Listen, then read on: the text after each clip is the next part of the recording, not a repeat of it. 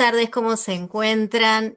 Mi nombre es Silvana Asensio, soy coach ontológico vocacional y desde la ciudad de San Carlos de Bariloche voy a dar inicio a un nuevo episodio de Conversaciones Profundas.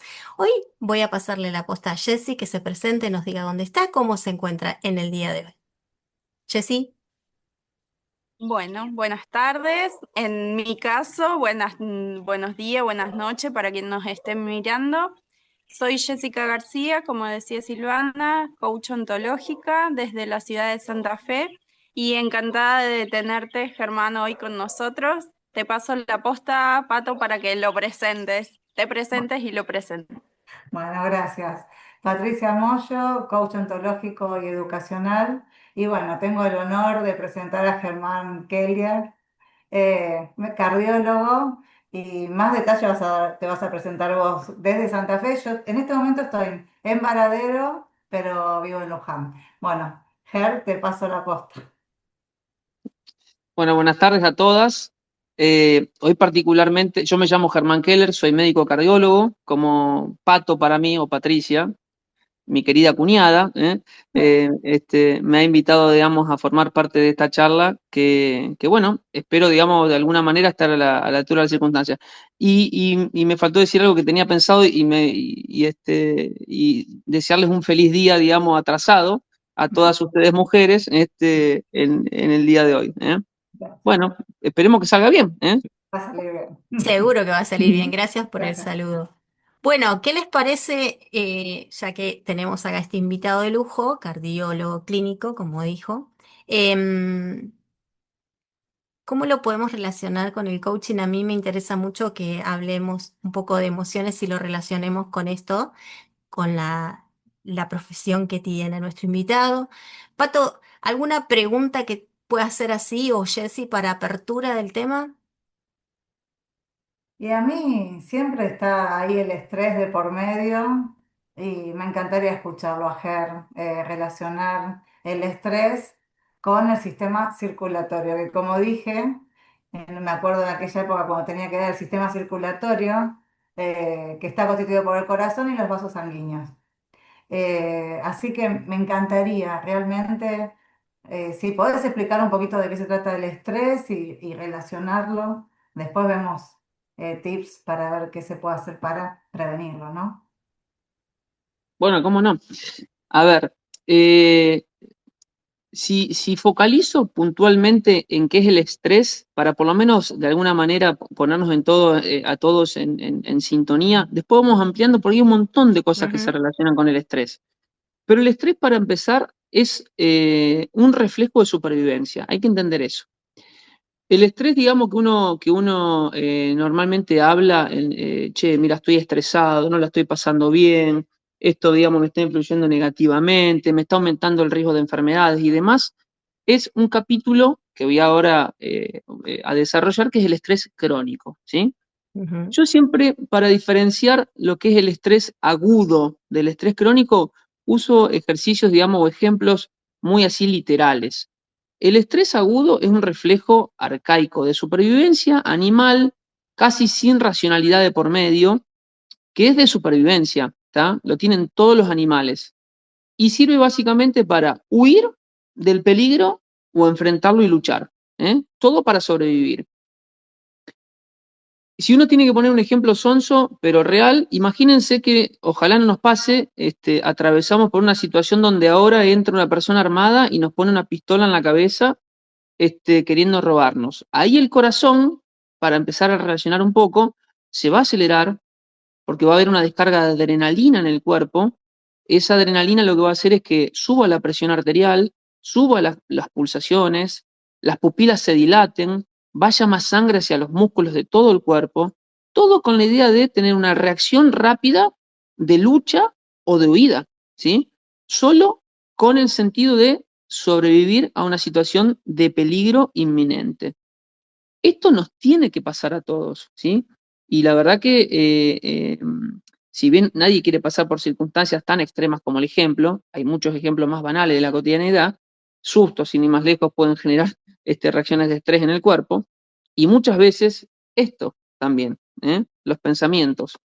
Pero El estrés del cual, digamos, en general uno, insisto, habla, que es Vox Populi, se puede estimar y medir parámetros indirectos de laboratorios, ¿sí? De análisis clínicos, quiero decir con esto, y es básicamente un escenario donde lo que finalmente ocurre en el cuerpo es lo que se llama un estrés oxidativo. Es como que nos vamos envejeciendo precozmente cuando estos estímulos de peligro, que a veces son reales y a veces son de acá, ¿sí? eh, Van generando cambios en el cuerpo, cambios hormonales, cambios neurocognitivos, hormonales, un montón de circunstancias que conllevan a que el riesgo, insisto, de enfermedades aumente. Y desde el punto de vista estrictamente cardiovascular, eh, es donde por ahí más uno lo ve expresado. ¿Por qué? Porque uno asocia muchas veces que el estrés en conjunto con otros factores de riesgo que son los que normalmente medimos en el ámbito médico, como la hipertensión arterial, las dislipemias, que son los trastornos del colesterol, la diabetes, el tabaquismo, el sedentarismo, el sobrepeso, la obesidad, entre muchas otras cosas, el estrés forma parte, digamos, de la cotidianeidad y en la actualidad la disciplina multidisciplinaria para la terapia de enfermedades, digamos, no solo cardiovasculares, en general clínicas, involucra mucho en la actualidad el contexto de la medicina interna, la clínica médica, la psicología o la psiquiatría, junto con el equipo de cardiología. Así que me parece que teniendo en cuenta, digamos, que hay dos grandes grupos, insisto, estrés agudo de supervivencia y el crónico, que es el que puntualmente, digamos, nos afecta a la charla, me parece que está bueno iniciar por lo menos conociendo esta gran diferencia. Sí, buenísimo. Y dijiste hipertensión, y yo tengo hipertensión hace muchos años. En realidad llegué a la guardia de una clínica porque me sentía mal, sentía que me iba a dar un ataque al corazón, según yo, ¿eh? Mm. Porque se me dormía todo el lado izquierdo, porque no podía respirar bien.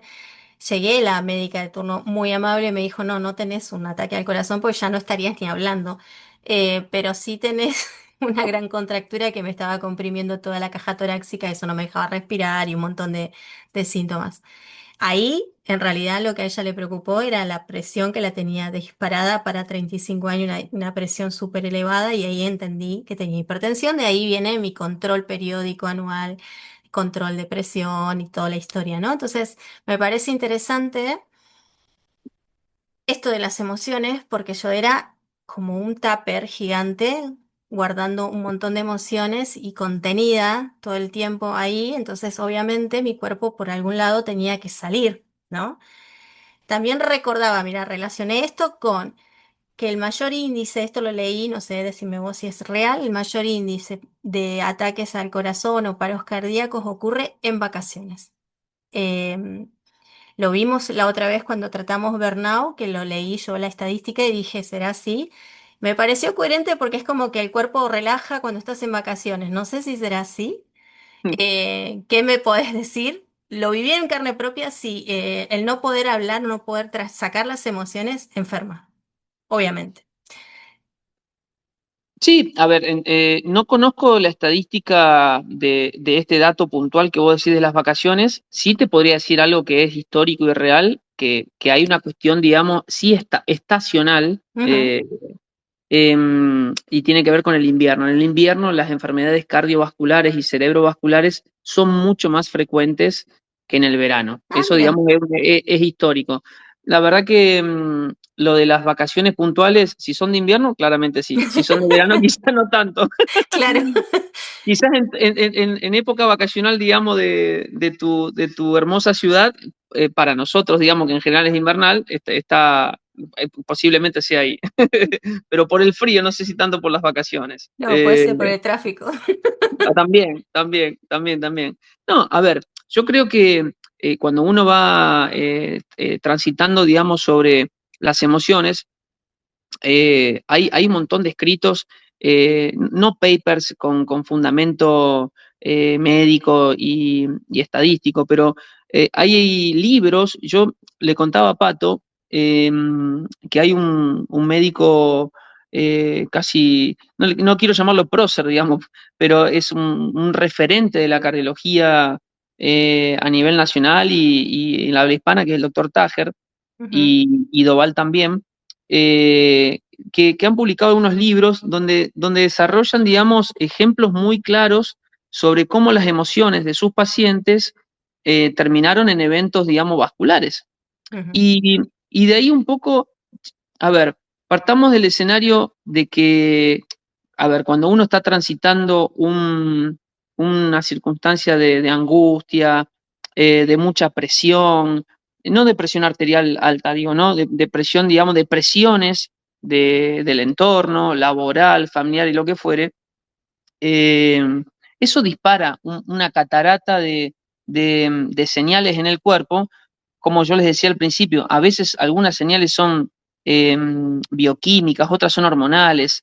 A ustedes seguramente les va a sonar mucho la palabra adrenalina. La mm, adrenalina es una hormona vasoactiva de estrés que está muy involucrada, digamos, en el aparato cardiocirculatorio y que en circunstancias, digamos, puntuales justamente dispara fenómenos que terminan, digamos, en eventos duros, ¿eh? En muerte súbita, en infartos, en arritmias, en accidentes cerebrovasculares. Y, y bueno, y de ahí que uno cuando tiene el corazón roto, pongámoslo así, empezás a analizar, che, ¿qué me está pasando? Que tengo sensaciones corporales en el pecho, cerca del corazón, que el corazón, digamos, ante emociones fuertes se me acelera, que por ahí tengo mareos, que me duele la cabeza, que siento, digamos, que me falta el aire. Todas estas cuestiones que en una crisis de angustia, sin ir más lejos, cuando nos atraviesa una emoción fuerte, uno lo relaciona con el corazón. De hecho, muchas veces se ha dicho, yo no me acuerdo cuál de todos estos, creo que era Aristóteles, me parece, que decía que el centro, digamos, de las emociones estaba en el pecho y en el corazón. Entonces, por ahí, de ahí que uno, digamos, siempre relaciona el corazón con las emociones. Y esto es algo que si fuera tan fácil de manejar y si uno pudiera manejar las emociones a voluntad, indudablemente, no sé si estaríamos teniendo esta charla. De hecho, sí, viviríamos en un mundo casi ideal, digo yo, ¿no? ujú, Pero bueno, lamentablemente no es tan sencillo, no es imposible, no es tan sencillo y bueno, y muchas veces las conexiones entre el cerebro, lo que uno piensa, cómo uno prevé las cosas, viste que uno a veces hace muchos problemas sin tenerlos, solamente pensando en lo que puede pasar y no pensando en lo que está pasando. Bueno, todo esto, digamos, nos atraviesa y te diría que en el consultorio, nosotros entre colegas, yo trabajo en una institución como referencia donde somos 16 cardiólogos. Somos 80 médicos aproximadamente, de los cuales 16 somos cardiólogos. Somos los especialistas con más cantidad de profesionales en el mismo. ujú. Y nos cargamos entre nosotros diciendo, y que no se ofenda ningún psicólogo, porque es un chiste lo que decimos, somos más psicólogos que cardiólogos porque tratamos muchas veces más los problemas del alma que del Ujú, corazón.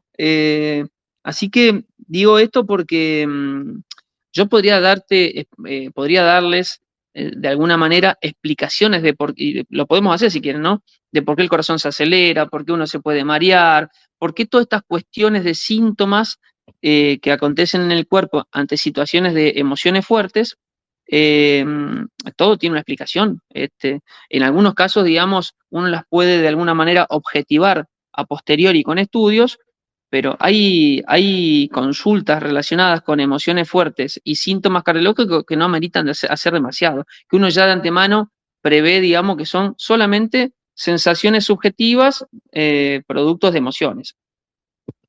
claro. Sí, Jessy quería preguntar algo o seguimos nomás. Yo quería preguntarte si pudieras hacer una analogía en cuanto a las consultas que tenés, eh, teniendo en cuenta las consultas que tenés, perdón, eh, una analogía de lo que es el sistema circulatorio y el corazón, principalmente, eh, como para que la gente pueda entender por qué tiene importancia cuidar estas emociones. Sí, a ver. vamos a hacer un pantallazo general de cómo están conectados, digamos, el sistema nervioso, ¿sí? Y el corazón y el aparato circulatorio. Empecemos por lo sencillo y lo básico. Muy sencillamente, ustedes sepan que el corazón es una bomba muscular, ¿sí? Que tiene 4 cavidades a las cuales le llega sangre, digamos, hacia a las aurículas, y de ahí por los ventrículos distribuye sangre de un lado hacia los pulmones para que la sangre se oxigene, y del otro lado, digamos, hacia todo el cuerpo por la aorta, para que se oxigene todo el cuerpo correctamente. Eso lo hace de manera automática, autonómica, ¿sí? Y el corazón, si bien tiene, digamos, conexiones con el sistema nervioso central, y ahora se las voy a profundizar un poco, de ahí las emociones y demás, el corazón tiene una particularidad que lo diferencia del resto, digamos, de los tejidos, que es automático. Realmente es increíble a veces cómo el cuerpo está, no sé quién nos hizo, digamos, esto tiene que ver con un montón de creencias, digamos, personales, ¿no es cierto? No vamos a profundizar, digamos, en temas religiosos ni de orígenes, porque no se sabe en realidad bien cómo es la historia, pero sepan que si uno le corta, digamos, todo lo que es el circuito nervioso al corazón, se sigue contrayendo igual, tiene automatismo, y eso lo hace, digamos, único. Si yo te corto un nervio que le da la sensibilidad y la motricidad a algún músculo del brazo, por ejemplo, vos el brazo no lo mueves más, ¿sí? No lo puedes mover porque depende 100% de ese estímulo nervioso. El corazón no, tiene una capacidad, es automático, tiene automatismo, y esto lo hace un órgano único, ¿sí? Y, che, ¿por qué cuidar a todo este aparato? Yo a veces en el consultorio me gusta hacer medios chistes sonsos, primero para descontracturar, y después, digamos, con la idea de darle cierta jerarquía a lo que uno hace todos los días y lo que uno quiere prevenir, que son las enfermedades cardiovasculares. Y ahí el chiste sonso, ¿no? Porque esto da para un montón de cosas más, que lo voy a dejar en el chiste tonto, que es: nadie se muere de un ataque de rodilla. Digo, uno se puede morir de un ataque al corazón, pero de un ataque de rodilla no se va a morir seguro. Digo, y esto no es quitarle este peso, digamos, a la rodilla pobre, que nos sirve para caminar y ojalá que no nos duela nunca, pero sí tiene que ver con la idea de que el aparato cardiocirculatorio sirve para nutrirnos, ¿sí? Sin el corazón, sin un aparato cardiopulmonar y cardiocirculatorio, la vida, digamos, es casi imposible, ¿sí? Eh, el cuidado, digamos, del cuerpo y de las emociones, en una mirada más holística que simplemente hacer una valoración de un número, como les decía recién, de si tenés más o menos de 200 de colesterol, si la presión está en más o menos de 130, 140 milímetros de mercurio.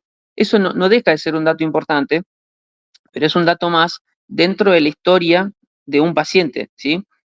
Vos probablemente, viéndote, debes tener menos de 30 años, más o menos, no sé, o por ahí, o lo que fuere.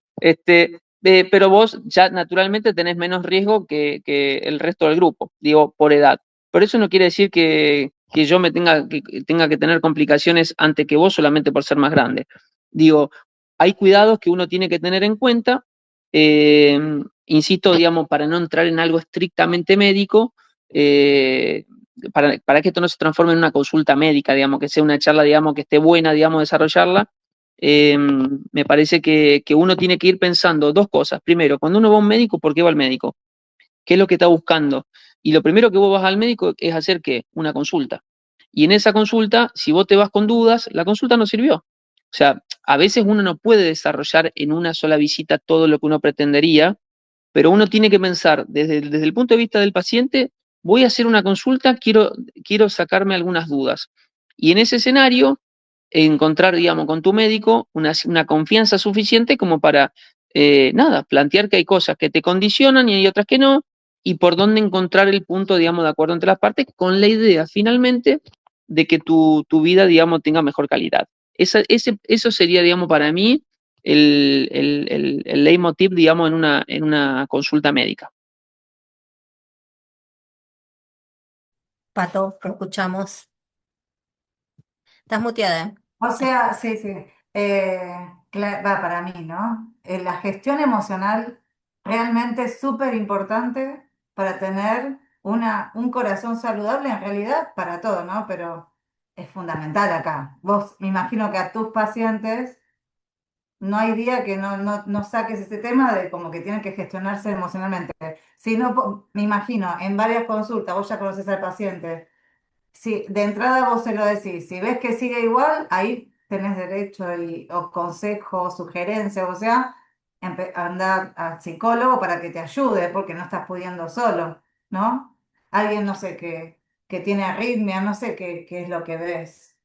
Sí, mira, a ver, yo siempre parto de la base, en las primeras preguntas que le hago a un paciente, tiene que ver con lo que para mí son el eje y las cuatro patas de una buena salud, por así decir, que es, che, ¿cómo estás vos en tu vida? ¿Estás bien? ¿Estás pasando por un buen momento, por un mal momento? Sin entrar en detalle, digamos, en la primera visita de todos los problemas que uno puede tener, pero cuando uno va al médico va siempre, siempre te motiva en la consulta alguna instancia que tiene que ver, eh, ponele con algún control, pero en general algún sustito tuyo o cercano ha acontecido que motiva que uno vaya al médico. Entonces, yo siempre comienzo con la pregunta, ¿cómo estás? ¿Qué te trajo la visita? ¿Cómo te sentís hoy? Cómo venís transitando tu vida en este último tiempo? Después lo otro que pregunto, y de ahí por eso, digamos, me parece la importancia de cómo uno se va relacionando de entrada con el paciente. Y hay otras tres cosas que son fundamentales. Che, ¿dormís bien o no dormís bien? Partamos la base que si uno no, porque uno puede concatenar un montón de cosas. Pero primero desarrollo eso y después te cuento. Che, ¿cómo estás? ¿Dormís bien? ¿Comés bien? ¿Te ejercitás? Esas son las cuatro cosas que uno no puede dejar de preguntarle a un paciente de primera mano. Si vos no dormís bien, mirá qué son eso, ¿no? Hay fenómenos fisiológicos que tienen que acontecer durante el sueño nocturno. De ahí que después, digamos, uno pues, no, pero yo hago horario rotativo, no, bueno, pero a mí en la empresa, bueno, a ver, hay cosas que son, no son el parámetro ideal que uno pretendería, pero hay que entender que el sueño es un fenómeno necesario y reparador para que fenómenos fisiológicos se desarrollen con total normalidad. Y volviendo al inicio de la charla, si uno no tiene un sueño reparador, ¿sí? eh, para poder, digamos, darle continuidad a todo lo que las obligaciones que uno tiene a lo largo del día, lo hace a expensas de una mayor cantidad de liberación de hormonas de estrés. Volvemos al inicio de la charla. Che, si no dormís bien, es raro que estés bien. Ya arrancaste mal. Si vos no tenés un buen descanso, vas cargando hormonas de estrés que finalmente terminan generando en el tiempo, larga la explicación, un montón de otros fenómenos, entre los cuales, si vos querés, en términos sencillos, para el caso mío, hipertensión arterial, arritmias, eventos cardio y cerebrovasculares, entre muchas otras cosas. Eh, y entonces, bueno, che, a ver, no dormís bien y volvemos para atrás. ¿Y por qué no dormís bien? Porque eso también es. Sí, a ver, ¿no dormís bien por qué? Y no, mira, no duermo bien porque hace mucho tengo un trastorno del sueño. Ah, sí, bien. ¿Ejercitás? No, bueno, ahí tenemos que empezar por ahí. Che, te acostás, digamos, tarde y te quedás viendo la tele hasta noche y, bueno, che, comés liviano. Hay un montón de cosas que uno puede ir viendo, pero si partimos de la base de que esto, digamos, está ligado a todo, es difícil, digamos, que uno, si uno focaliza solamente acá, mira, la crítica que se nos hace a los especialistas, los médicos clínicos en general, los que hacen medicina interna, es que los especialistas tenemos muchas veces una mirada en caño de escopeta, como que, viste, uno ve solamente en este caso el corazón o los grandes vasos, sin hacer una mirada, digamos, general del paciente. No es mi caso, no es como a mí me gusta atender. Yo trato de darle, digamos, en términos generales, toda esta mirada que les cuento a ustedes, pero porque a mí me gusta, ¿sí? A mí me gusta que así sea, me gusta, yo de mis pacientes le conozco, digamos, a la familia, cuántos hijos tienen, cómo están, qué no están, y ellos conocen la mía, muchos, con lo cual hay un feedback constante donde este tipo de cosas hace que uno pueda tener la confianza suficiente para venir en confianza a charlar, digamos, con alguien que te pueda dar una mano, mucho más allá de controlar con un comprimido, digamos, una patología puntual. Sí, eso justamente te iba a preguntar, ¿cómo habías despertado este amor por la cardiología en un inicio? Porque, bueno, es como muy puntual y veo así. por cuestiones que he tenido que ir a otros médicos, como esta línea, como que te gusta abarcar más, no solo esto es lo que a mí me convoca o venís a ver bueno, vamos a ver esto y nada, ¿no? Como que el ser humano no deja de ser un ser que está introducido en un montón de lugares y el cuerpo forma parte de todo el mismo sistema, el corazón no es que está el corazón solo ahí y latiendo y me tengo que fijar si come lechuga y toma agua, sino que forma parte de todo el sistema y quizás a mí, en mi caso, por ejemplo, me suena mucho más la cabeza que las emociones, porque soy una persona que suele estar muy sumergida en sus pensamientos y entonces voy, vengo con mis pensamientos y eso me dispara, ¿no? Que lo hemos visto con las chicas también en lo que es coaching, cómo el pensamiento dispara la emoción a veces y genera que nos quedamos pegados y vamos y eso te termina como a la larga perjudicando de alguna manera.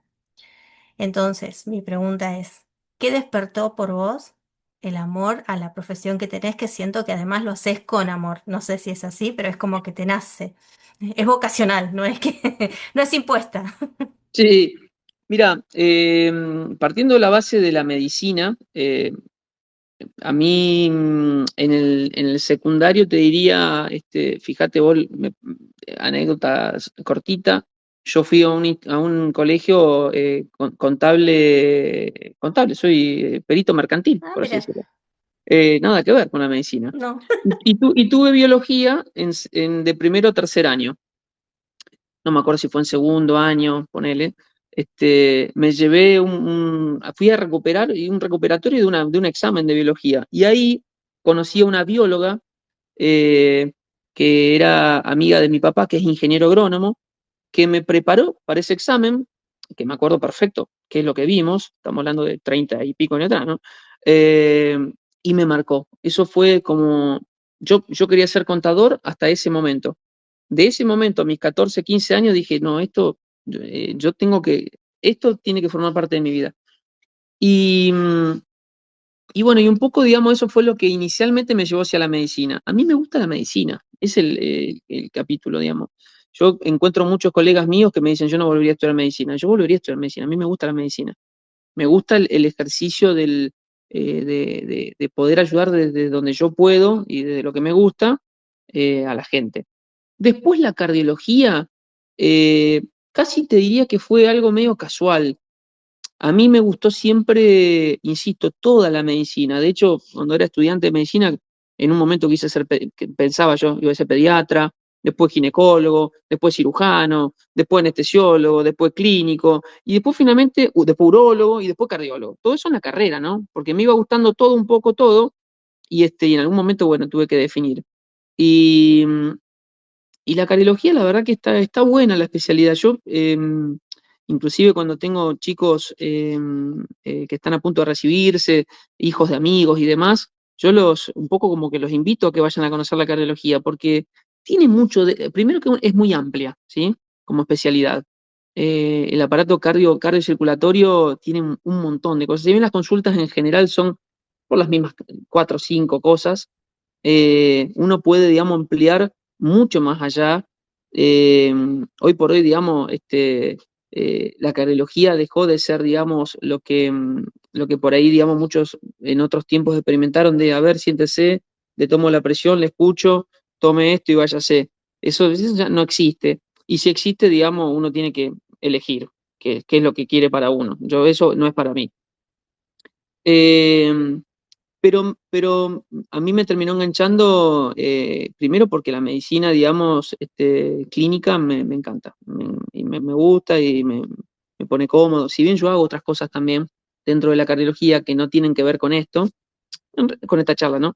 Que es cardiología nuclear, que es otro área, digamos, de la medicina, eh, que básicamente son las pruebas de esfuerzo que uno hace a veces en un consultorio, con la bicicleta, con la Ujú, cinta, las famosas ergometrías, pero en sí. este caso, digamos, en este caso se le suma la medicina nuclear. Se usan radiofármacos que se inyectan, digamos, en el cuerpo por vena y después se hace una especie no una especie, no, cortes tomográficos en un equipo donde se le aumenta un poco la sensibilidad, la capacidad para detectar enfermedades, sobre todo coronarias, en el corazón en este caso.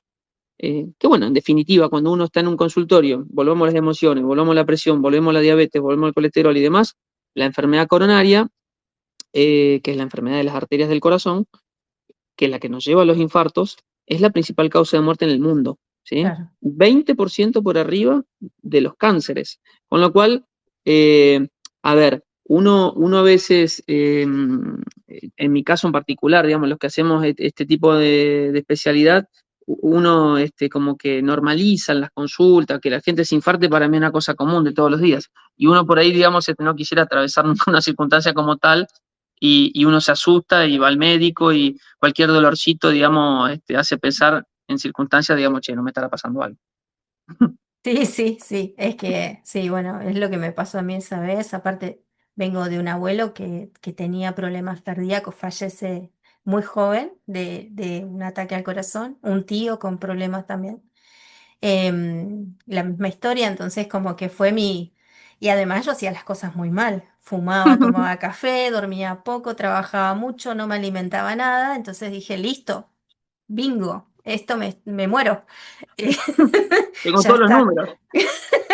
Claro, tengo todos los números, gané. Entonces, obviamente, ese parate me hizo replantearme un montón de situaciones en mi vida y de ahí, ¿no? Actividad física, bajar los decibeles, bueno. Entonces, como prevención, o sea, quiero dejar el mensaje que no hay que llegar así. O sea, no hay que Exacto. llegar ahí arrastrándose al consultorio, sino que estaría bueno. Si más creo que si hay antecedentes familiares sería prudente, ¿no? Como ir Sí, y revisarse y después tratar de hacer las cosas medianamente bien. Más en un momento en que el estrés es moneda corriente que sí vemos que de alguna manera impacta. No digo que sea lo único, pero como tener, no sé, una alerta y una red flag, no sé cómo es que se le dice, una banderita roja. Chicas, Jessy, Pato, a Sí, ver. pensé que iba Jessy. Sí, va Jessy. Dale, dale vos, después yo. Yo quería preguntar, el control médico sí sé que es uno anual si no tenés alguna condición específica, pero de cardiología nunca escuché como una recomendación así particular. Bueno, está buena la pregunta. Mira, yendo para atrás en la charla, cuando uno tiene antecedentes familiares, y carga además algunas condiciones que nos hagan sospechar en que la enfermedad cardiovascular va a ser un poco más frecuente. Ejemplo, si tus papás o tus abuelos tuvieron infarto o una ACV, si vos tenés más de 35 años, o si sos diabético, o tenés sobrepeso, sedentarismo, fumás, ya fuiste a un médico clínico y ya te encontró la presión alta y demás, una vez tenés que ir al cardiólogo al menos, y esto es un control, digamos, independientemente de la presencia o ausencia de síntomas.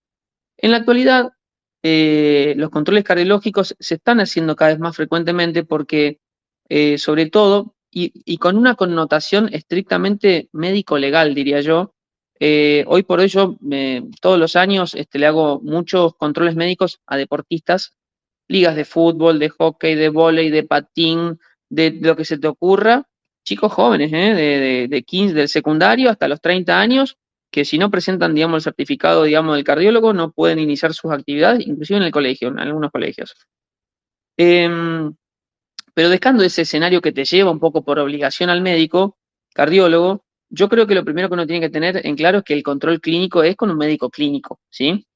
El médico clínico va a ser el que en definitiva te va a decir, digamos, si vale la pena que vayas al cardiólogo. Yo, este, a ver, si tenés muchos antecedentes familiares y tenés algunos factores de riesgo personales, yo los invito a que vayan al menos una vez a un cardiólogo para que te escuche, te pida algún control, y evalúe, digamos, si vale la pena que vos sigas en control. Yo tengo pacientes, estos pacientes jóvenes que van por control a ver si tienen algo, los cito cada 5 años. Che, no tenés nada, no tenés antecedentes, ¿estás bien ahora? Nos vemos en 5 años. Ya está. Para eso tenés tu médico clínico que te va a decir, digamos, si hace falta que vos lo hagas más frecuentemente. Pero más o menos esa es la idea. Bien. Pato, Sí, a los deportistas y la escuela secundaria todos los años te piden. Los deportistas todos los años no hace falta ser profesional, viste que Exacto. amateur también, así que si haces gimnasio también, ¿no? Te recomienda, vas al gimnasio 3 veces por semana, que es lo recomendable también para tener una vida saludable. Está bueno ir al cardiólogo. Lo que yo quería preguntar, igual eso me parece bárbaro, la pregunta de Jessie, el tema de, ¿viste la respiración consciente? Profunda, cómo repercute, qué es lo que en meditación, la meditación relacionada con el corazón o mindfulness, que está muy, muy de moda y realmente se supone, no, se supone, no, está científicamente comprobado. ¿Qué Exacto. puedes decir de eso, Ger? Bueno, a ver, primero el mindfulness es un cambio de paradigma. Nosotros, mira, me parece que algo te había comentado de esto en alguna oportunidad, si no lo pongo, digamos, acá en la charla. Eh, yo tuve un gran maestro, a quien añoro, digamos, nos ha dejado hace un tiempo, eh, que era médico clínico, médico cardiólogo, y hará, qué sé yo, unos 15, 20 años atrás, empezó a desarrollar el mindfulness haciendo cursos en Estados Unidos y demás, cuando nadie hablaba de esto. Sí, de meditación se hablaba, lógicamente, pero no del mindfulness como una cosa mucho más completa, porque el mindfulness no solamente es la meditación, son una serie de cambios que uno va desarrollando donde la meditación es casi obligada, y ahora te cuento un poquito, digamos, lo que vos querés saber, pero donde hay que desarrollar, digamos, todo un cambio que tiene que ver con alimentación distinta, actividad física ordenada, controles, digamos, clínicos para encontrar, digamos, y tratar aquello, digamos, que uno no sabe que pueda tener, y la meditación finalmente. Y ahí vamos a eso. Entre el cerebro y el corazón, para hacer una conexión así cortita, digamos, desde el punto de vista de la fisiología, hay un nervio que se llama nervio vago o neumogástrico que regula de manera autonómica muchas de las funciones del cuerpo, en general del cuerpo, ¿sí? Y esta respiración consciente lo que va generando, entre muchas otras cosas, es una estimulación, digamos, a través de este nervio, que finalmente lo que hace es cuando uno está acelerado, ¿sí?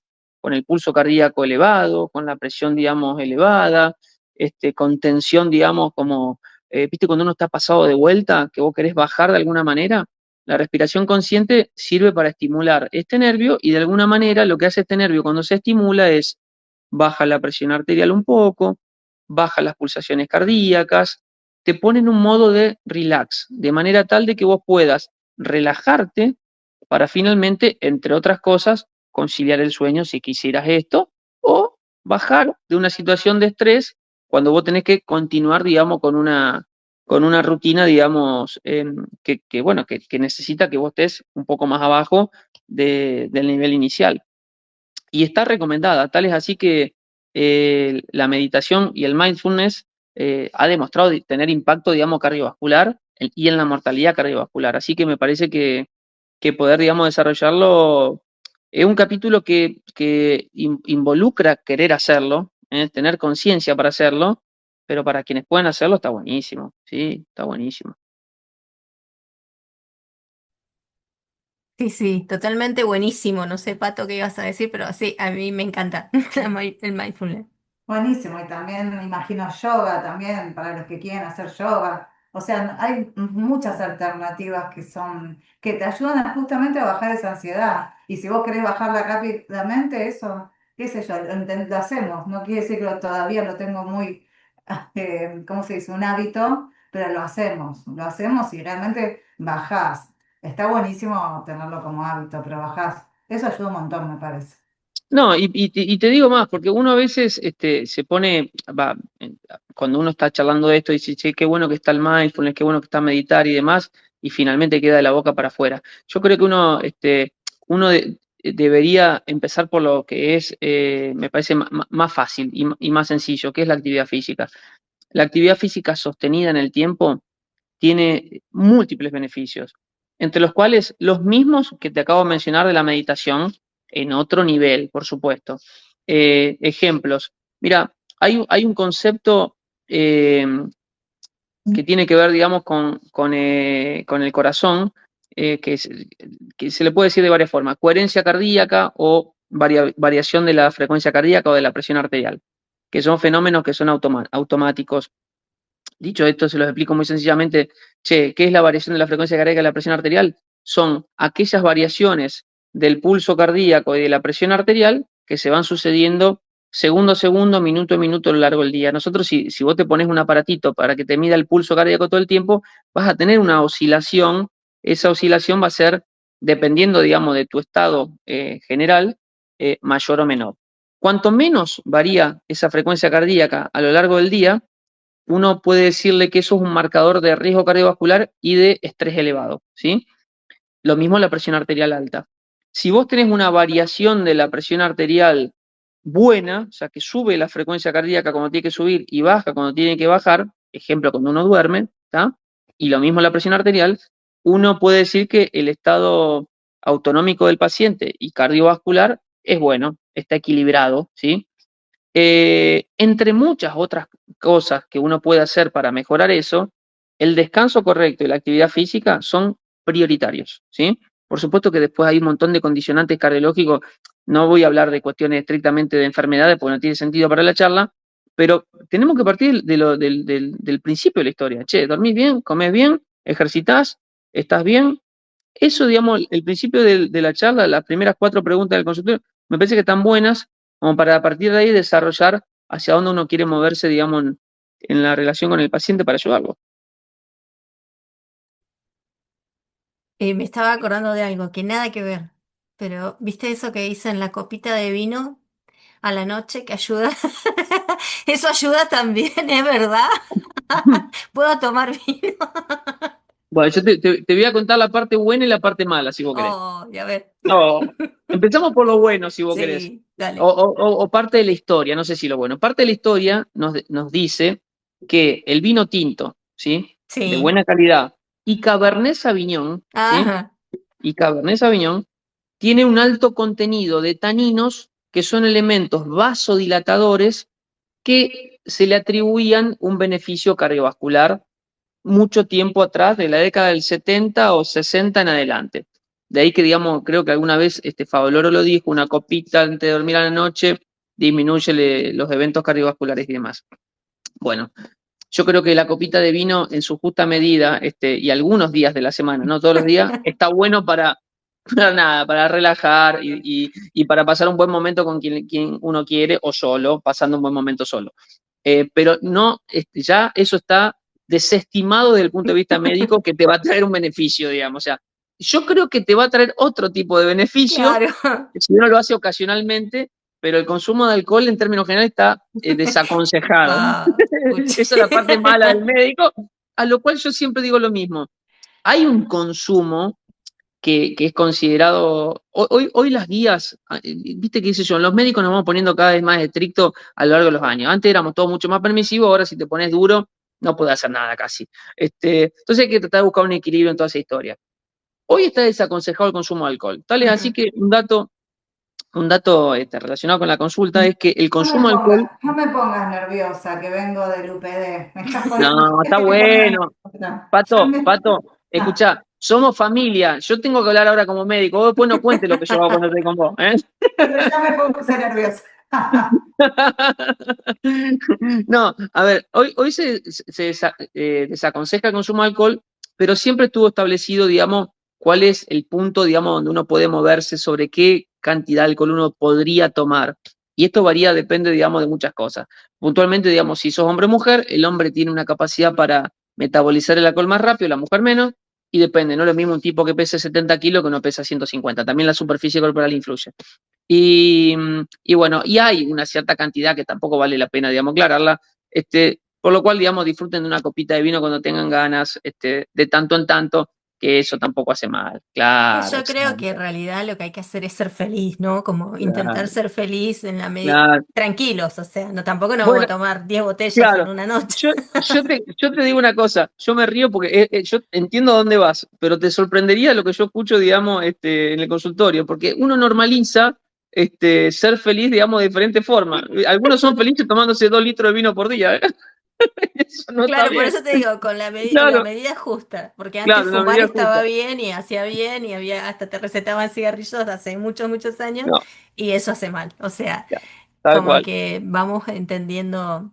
No, lo preguntaba como picardía porque mi papá vino con esa historia. O sea, a él siempre le gustó tomar un buen vino. En la noche toma medio vasito nada más. Y el Ujú. otro día me decía, no, es porque hace bien al corazón, por eso me No, reía. capaz que le hace bien al alma y al espíritu, digamos, Sí. pero, pero de corazón no sé si mucho. No, al corazón que dibujamos en el papel, me parece. Claro, claro, tal cual, tal cual. En eso Pero sí. bueno, yo creo, no sé qué tanto la felicidad o el estar bien con uno mismo creo que debe impactar de manera positiva, ¿no? Como en teoría impacta en todas partes. En la salud me parece que también. Sin duda. Eh, Porque sí, yo lo veo en mí el cambio. Puedo hablar desde mí, que desde ese día que tuve el pico de estrés hace muchos años, o el pico de estrés, bueno, el que me detectaron hipertensión, nunca más tuve problemas. Hice todo lo que me dijeron, dejé el cigarrillo, dejé el café, empecé a dormir, empecé a hacer ejercicio. O sea, ejercicio hacía, pero como que no dormía. Entonces descansar y todo. Mis controles son de rutina, estoy bien, no tengo problemas. Entonces es eso, ¿no? Hacer consciente que mi pregunta fue, ¿por qué me maltrato? Porque este cuerpito me lleva y me trae a todos lados y me cuida, o sea, me permite ser feliz. Entonces, ¿por qué lo maltrato? Si yo a mi casa la tengo en orden, ¿por qué mi casa, que es esta, Mm. mi primer cuerpito, no lo estoy cuidando? Así que, bueno, ya no podemos tomar vino. No tomemos, Sí, no un es. poquito sí, un poquito, un poquito. Sí, sí, sí, no, un poquito así. Jessy, Pato, no sé, Jessy, te escucho muy callada hoy. No, estuvo hermosa la charla, me encantó. Es como que nos dejas sin palabra. Vas respondiendo todo y más de lo que preguntamos, así que me encanta. Sí, Es que soy muy charlatán, ese es el problema. Buenísimo. está buenísimo porque te adelantas a nuestras preguntas. Quería preguntarte en cuanto a los rangos etarios, ¿qué diferencia, yo no sé qué edades más o menos manejas en el consultorio, pero sí siento que la sociedad que tenemos hoy, nuestra juventud de hoy, no es la misma juventud que hace 10, 20 años. Sí, a Si ves ver, alguna. ¿alguna diferencia? No te escuché lo último, perdón. Está como muteado Puntual. ahí. A ver, fíjate el micrófono, si hay alguna diferencia, no escuché. Ah, perfecto, ahí está. Puntual. Eh, a ver, yo creo que yo este mes cumplo 20 años de médico, de recibido. Y a ver, el rango etario que con el que trabajo es de 15 años hasta el último de los días, ¿sí? Eh, y me parece que, digamos, todo va en base, digamos, a que hay indudablemente un cambio generacional. En los últimos 20 años, yo te podría sugerir, y te voy a usar, digamos, de ejemplo, no a los pacientes ni lo que yo atiendo, sino, digamos, a cómo las responsabilidades dentro del ámbito médico fueron cambiando desde que yo fui recién recibido y cómo son los recién recibidos de ahora. Que no es que son ni mejores ni peores, ¿eh? Quiero aclarar eso antemano por las dudas. Eh, Me parece que hoy, en la actualidad, la juventud, sobre todo, elige vivir de una forma distinta a la que por ahí yo elegía vivir cuando yo tenía 25 años, apenas estaba recibido. Yo tenía, qué sé yo, no sé, eh, pretendía, digamos, tener un trabajo, tener hijos, tener una casa, qué sé yo, crecer, digamos, por acá, por allá. Y hoy los chicos, yo tenía muchas cosas a futuro, que eso es lo que te genera muchas veces estrés, porque dices, bueno, y si no llegas a lo que vos pretendés, ¿hacia dónde vamos? Y hoy los chicos, con los chicos más jóvenes, creo que disfrutan más el hoy, no pensando tanto en el futuro, pero es una opinión, digamos, estrictamente personal. Cuando lo llevamos al ámbito médico, creo que también se cuidan más que los que se cuidaban en mi generación. Hoy los chicos jóvenes van a la consulta médica, eh, quizás porque la accesibilidad médica es distinta también, ¿eh? Antes ir al médico generaba una distancia, como que, viste, como que el médico estaba arriba y el otro estaba abajo, y esto de que solo, viste, con la virome bueno, y haga esto y lo otro, y después nos vemos. Y ahora eh, la accesibilidad médica es distinta. Entonces uno se abre un poco más a que el joven se acerque y bueno, en mi caso yo tengo chicos que también son adolescentes, entonces uno va, y sobrinas, allá digamos por el lado de Pato, digamos, que son adolescentes y bueno, y de alguna manera uno va entendiendo cómo es la dinámica actual. Ni mejor ni peor. Entiendo que los chicos se cuidan, se controlan más ahora que antes. Y volviendo al consumo de alcohol, si bien alcohol, drogas y cigarrillo, entonces va a haber siempre seguramente, y el consumo de droga es alto, pero la tendencia en el mundo es que el consumo de alcohol está bajando el consumo de alcohol y de cigarrillo también, y veo inclusive una relación de los chicos con la actividad física un poco más fuerte que lo que en su momento. Tal es así que, bueno, vos que sos de la misma ciudad que la mía, acá hay un gimnasio cada 3, 4 cuadras hay un gimnasio y tienen gente, digamos, ejercitando. Hay una cuestión de querer cuidarse un poco más que lo que generaciones previas. Y eso finalmente tiene un impacto, digamos, en el tiempo. Te tiro un dato cortito, sonso, pero que está bueno. Hará unos meses atrás di una charla sobre una arritmia muy puntual y saqué este dato de ahí. En el 1970, no en la década del 70, en el 1970, en Japón, que es un país de primer mundo, que tiene mejor alimentación que nosotros, que tiene un porcentaje de sobrevida muy alto, solamente llegaba eh, el 40% de la población a los 65 años, ¿sí? O sea, menos de la mitad llegaba a los 65 años. Se prevé, digamos, ¿sí? Que más del 70% de la población sea mayor de 85 años para el 2030. O sea que en 50 años la expectativa de vida aumentó más de 20 años y en mayor cantidad de la población. Y eso tiene que ver no solo con la intervención médica, sino con cambios en el estilo de vida. Hay un poco, me parece, más de, mm, de conocimiento, uno sabe, digamos, que la comida chatarra no es buena. Al principio apenas, digamos, nos encontramos con la comida chatarra que para los yanquis hacía 20 años que existía y nosotros, che, qué bueno que está McDonald's, vamos a McDonald's, comamos la papa frita, que está buenísimo.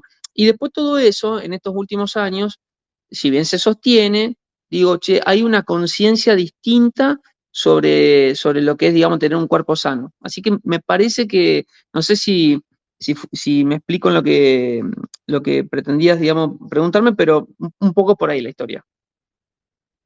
Bien, gracias.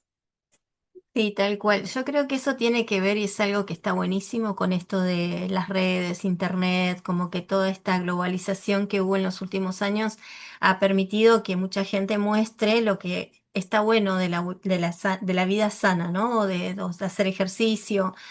Particularmente sí lo noté que de mi generación antes fumábamos, no sé, el 90%. Hoy Tal cual, todos dejaron de fumar, sí. tal cual, En el laburo la mayoría de la gente dejó, ahora tal son cual, uno o dos, y tal es cual. como, y todos hacemos ejercicio, todos vamos al gimnasio o salís a caminar. Bueno, Bariloche se presta mucho para hacer deporte, que también es lo que yo la otra vez hacía mención, no hace falta pagar un gimnasio, a veces con que salgas a caminar, vuelta a la manzana, cada vez más larga, como Tal cual, te tal cual. mantiene, ¿no? Activo. Y también alguna salvedad, porque a mí no es algo que me guste, creo que a nadie, ir al médico. Pero también veo una apertura, y no lo digo, no lo digo mal, pero es como que uno se siente mal, ¿no? Como que vas al médico y estás enfermo, parece. Relacionás así como que te hace, y no por un cuidado, como voy porque me quiero cuidar, no porque ya estoy enfermo, entregado. Eh, dar vuelta a esta conciencia también, y veo que los médicos están con otra, también otra apertura, como decís vos, como viendo el panorama más amplio, ¿no? Porque si vos tenés el auto roto, lo vas a llevar al taller, o si le escuchás un ruidito, se lo llevas al mecánico y le decís, viste, hace taca, taca, taca, taca. como que arreglalo. Nosotros también tendríamos que hacer lo mismo antes de rompernos, ¿no? Decir, bueno, me siento como raro. Pero ir preventivamente me parece que es algo que está buenísimo también dentro de los cuidados generales. Repito, este es el cuerpito que te va a acompañar hasta el último día, así que cuídalo. Em, no sé, Pato, ¿qué vas? Muchas gracias porque me encantó, la verdad que todo lo que has dicho hasta acá, me encantó. No, Bueno, más, bueno, te lo la verdad, agradezco. un placer, Ger. Yo sabía que sabía. Gracias, Ger. Más que agradecida. Te juro que disfruté un montón. Esta, más Ahora, las ahora que otras. tengo con el mate, me quedé con las ganas de tomarme un mate, ahora me voy a hacer un Ay, mate seguro. ay, no me di cuenta que te lo prepares antes de arrancar. Muy No, bueno. te cargo, te veo porque daba Ah, para hablar con el mate, digamos, en la mano, sí, estaba bueno. es que lo re disfruto, te juro. No, no, me encantó. Yo no. Estoy eso. Agradecimiento total, de verdad. Bueno, me alegro mucho, les agradezco también el espacio. Está bueno, digamos, romper un poco la rutina y charlar un poquito. Hay un montón de cosas que uno pudiese quizás contar con ejemplos, pero me parece que la charla está buena, que da como para hacerla, digamos. Sí. ¿Qué pregunta te hubiese gustado que te hiciéramos que no te hicimos? Qué bueno. A ver. Mira, no, me parece que está redondo, digamos, lo que charlamos. O sea, siempre uno después, viste, yo hablo mucho, se habrán dado cuenta, ¿no? Pato me conoce, por eso, digamos, también me invitó a esto. Uno puede salir, digamos, por las ramas para un montón de lados, pero me parece que se haría, digamos, hasta algo medio interminable. Yo creo que si tendría que, no plantearme algo que no me han preguntado, sino terminaría, digamos, un poco el concepto con el inicio de la charla. Che, las emociones nos atraviesan, sí. Muchas veces son, digamos, muchas veces son negativas solamente por la idea de que uno tiene, digamos, y no por una realidad. Vivir el momento, tener un buen entorno, comer sano, hacer actividad física, descansar bien, me parece que eso nos facilita mucho las cosas. Con respecto, digamos, a lo estrictamente médico, las consultas médicas anuales, un poco lo que preguntaba Jessica, son importantes. Tener un médico de cabecera está muy bueno. El médico de cabecera es el que va a saber orientarte si vos te hace falta un cardiólogo, un neurólogo, un gastroenterólogo o lo que fuere. Eh, y no dejar y no cerrarse solamente a lo estrictamente médico. Me parece que el ámbito, digamos, de la ayuda psicológica, digamos, está buenísimo también. La meditación, como lo planteó Pato, está buenísimo también. Hay un montón de cosas que uno puede hacer, pero partiendo del escenario de esas cuatro cosas que yo les planteaba al principio, a mí me parece que hace que uno arranque con el pie derecho, pongámoslo en esos términos. Para el que no está durmiendo bien, fíjense cómo; para el que no esté comiendo bien, fíjense dónde pueden mejorar; para el que no está haciendo actividad física, empiecen, aunque sea caminando, eso es fundamental. Si querés un dato más, que no lo puse, pero justo son tres mujeres. Las que estén ya en la menopausia, digamos, sepan que la menopausia, digamos, aumenta un poco el riesgo cardiovascular. Entonces, la ausencia de síntomas no es, digamos, garantía de nada. La consulta preventiva antes de que aparezcan los síntomas o los problemas está buenísima. Y si no lo hicieron al momento, digamos, del inicio de la menopausia, es un buen momento para hacerlo, sin lugar a duda. Después de los 35 años es el consejo, digamos, general. Si no hay, digamos, ninguna carga de antecedentes y no hay nada que te obligue a ir al cardiólogo o que tu médico clínico te lo sugiera, yo creo que después de los 35, sin sugerencia de nadie, está bueno una consulta médica. E insisto, en las mujeres después de la menopausia ni hablar. El corazón y las mujeres es un capítulo, digamos, bastante más largo de lo que uno cree. Y voy pensando ahora sobre la pregunta que hubiera estado bueno, es conocer si hay diferencias entre el hombre y la mujer. Ujú. Y si bien hoy, viste, eso está demasiado polarizado, pero hay realidades que son indiscutibles, digamos. Y desde el punto de vista médico hay un cambio de paradigma, porque toda la medicina fue basada siempre en la sintomatología del hombre. Y las mujeres tienen un capítulo, digamos, dentro de la medicina actual enorme. Tal es así que en los congresos, bueno, hay apartados específicos de cardiología en la mujer, justamente porque, por ser distintas, ¿sí?, a los hombres, se presentan, digamos, con síntomas que son a veces totalmente atípicos para lo que se describió históricamente como síntomas cardiológicos basados en síntomas descritos por hombres. Siempre fue, digamos, la medicina fue machirula. Y eso fue cambiando en los últimos años, con lo cual me parece que atender y entender que somos distintos nos hace, digamos, un poco, y que somos complementarios, hace de alguna manera que uno tenga que estar atento a eso también. Eh, Eso me había olvidado, porque me parecía que estaba bueno agregar. Muy bueno, la verdad que muy bueno en lo que decís, la salvedad que haces, porque es claro, cuando lo explicaste dije, claro, sí, sí, tiene como mucha sabiduría este consejo, porque es real que los hombres tienen un sistema diferente. Nosotras desde el momento que engendramos, parimos, menstruamos y tantas cosas más, el sistema debe ser diferente y es obvio que sí. Así que me encanta. Ese, como que me quedó un episodio ahora. Qué buen Vamos a cierre, traerlo qué para buen con nosotras. cierre. Y aparte lo estás inaugurando ahora esta pregunta final, me encantó, sí, ¿no? Ujú. Es nueva, ¿qué te hubiera gustado que pregunte? Me encantó. Te pasaste, como dice Fer, te pasaste, Ger, te pasaste. Te agradezco tanto. Gracias, chicas. No, gracias a vos. Nosotras como coach creo que el pensamiento rumiante, el cómo lo podemos cortar, ¿no? Como si es un comentario que nos hicieron, recuerden que siempre es el otro es el otro, yo soy yo, y lo que el otro dice, lo que el otro piensa es del otro. Tengo que tener mi paz mental que me permita bajar un cambio, estar tranquilo, no estresarme, no enojarme, no por cosas que a veces no tienen ni sentido y el otro capaz que ya se olvidó, ¿no? Todo es importante, todo suma, cuídense. Gracias, Ger, por estar acá. Gracias, Pato, por traerlo. Gracias, Jessy, porque la de las preguntas es Jessy. Ella hace como el fondo de todo, hace todo un esquema para que nosotras tengamos una conversación súper dinámica y bonita. Así que gracias a todos por estar ahí. No sé si quieren decir algo más. ¿No? Bien. Gracias, Muchas, gracias. muchas gracias por tu tiempo, Ger, y que tengas una linda semana.